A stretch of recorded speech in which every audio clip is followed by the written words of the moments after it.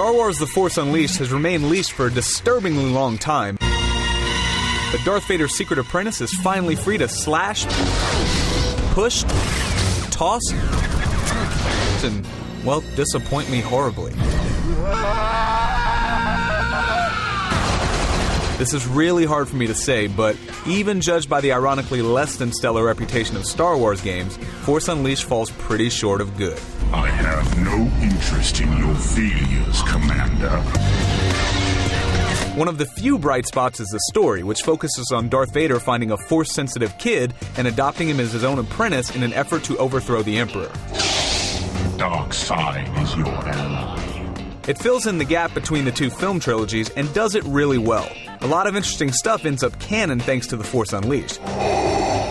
In fact, they probably should have made a movie out of this instead of the Clone Wars. Months of attacking Imperial targets and Vader sends a boy to fight me? The other really cool thing is the effort that went into the visual look of the game. Every character, ship, and environment is full of that classic used universe detailing. It all feels very much like Star Wars.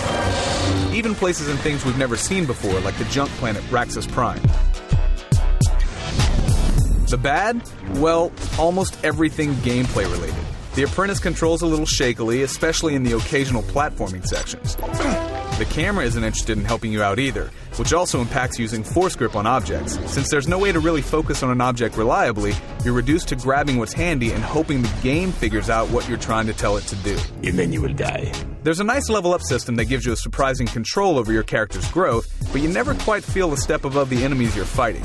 For a game that purports to be all about feeling like a badass and kicking stormtrooper ass, you're pretty much on even ground most of the time.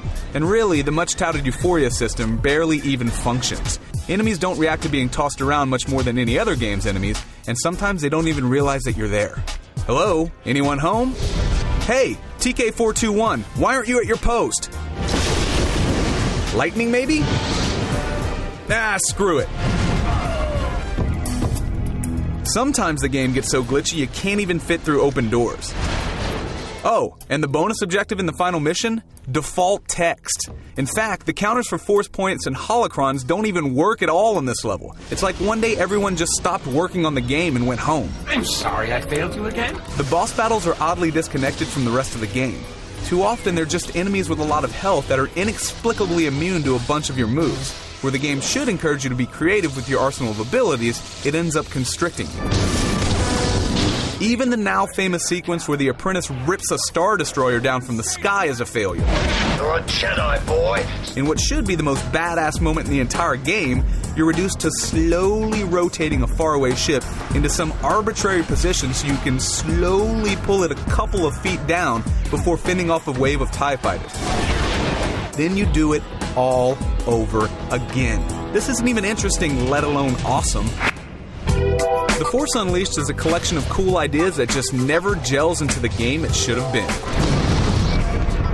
A mere 2 abused stormtroopers out of 5.